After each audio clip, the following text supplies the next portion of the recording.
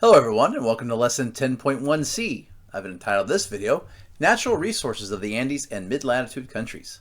This video is going to cover page 305. Natural resources. The Andean and mid-latitude countries are rich in natural resources. Energy resources are especially important. Bolivia holds the second largest reserves of natural gas in South America, trailing behind only Venezuela. Bolivia also has extensive deposits of petroleum. Paraguay's hydroelectric power plants produce nearly all the country's electricity. The governments want to use these resources to develop and strengthen their economies. Question number 1. What are two natural resources that Bolivia has? They have natural gas and they have petroleum, what we would call oil. Question 2. How does Paraguay produce nearly all of its electricity? Through hydroelectric power plants.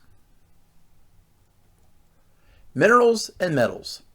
Besides energy resources, the region has a number of mineral resources. Most of the area's mines are in the Andes. Chile leads the world in exports of copper. Tin production is important to the Bolivian economy. Bolivia and Peru have deposits of silver, lead, and zinc, and Peru has gold. Question number 3. Where are most of the mines located in this area of South America? In the Andes Mountains. Question 4. What does Chile lead the world in producing? Copper. Question 5. What metal is important to the Bolivian economy? Tin. Wildlife.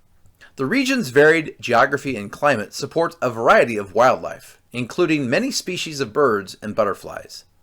The ability of plants and animals to thrive in the region varies with altitude. A group of mammals called camelids is especially important in this region. Camelids are relatives of camels, but they do not have the typical humps of camels. Two kinds of camelids are the llama and the alpaca. The llama is the larger of the two. Llamas serve as pack animals and are a source of food, wool, and hides. Native Americans throughout the Andes tend herds of llamas. These animals are used to carry goods or pull carts. They are also raised for food, hides, and wool. Question number 6. How are camelids different from camels?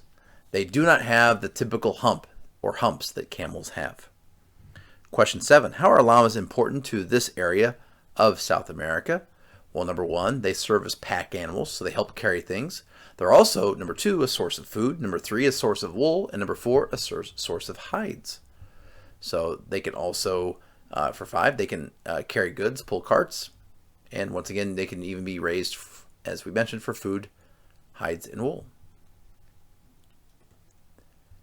Alpacas are found only in certain parts of Peru and Bolivia. Take a look at those creatures. Aren't they something? The animal's thick, shaggy coat is an important source of wool. Alpaca wool is strong yet soft and repels water. It is used for all kinds of clothing and as insulation in sleeping bags. Question number 8.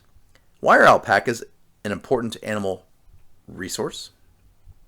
Well, they're important because their wool is strong and yet it's also soft and it repels water. So it makes a wonderful material for clothing and for insulation in things such as sleeping bags. Well, thank you so much for watching this very short video. Before we go, I don't have one, I have 2 memes for you today. Number 1, if you're having a bad day, just look at this shaved llama.